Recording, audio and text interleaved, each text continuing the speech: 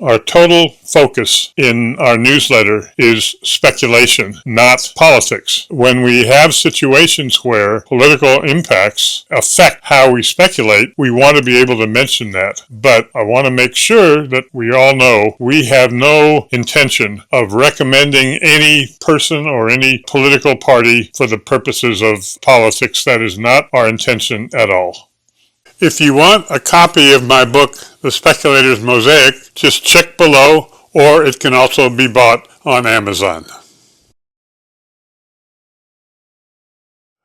As I'm sure you know, the Trump administration has been putting a lot of pressure, including military pressure, on Venezuela for the current dictator Maduro to leave and allow the Nobel laureate, I believe her name is Machado, to assume the power in Venezuela. I think there's enough pressure going on Maduro so that this may happen. Let us say, what would be the impact if Maduro were to leave? And I think the real key would be, it would be a negative, that is to say, for the price of oil. That is, over time, that could cause the price of oil to go lower than it otherwise would. Why?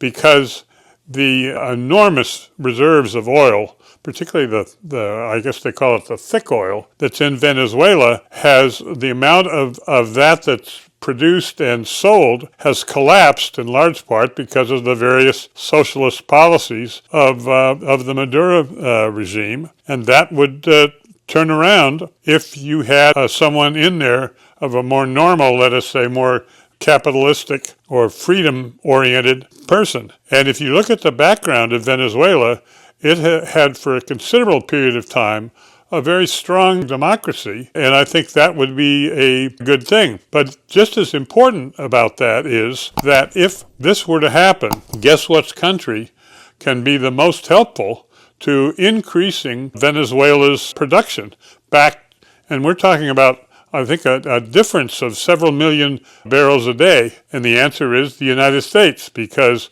before the Maduro and the previous regime, I believe, of Mr. Chavez, whom he succeeded, the United States was most knowledgeable in how to take that Venezuelan thick oil and bring it up to the United States and refine it. So for those reasons, I am keeping my eye on how successful Mr. Trump is in getting a regime change in Venezuela, and we shall see.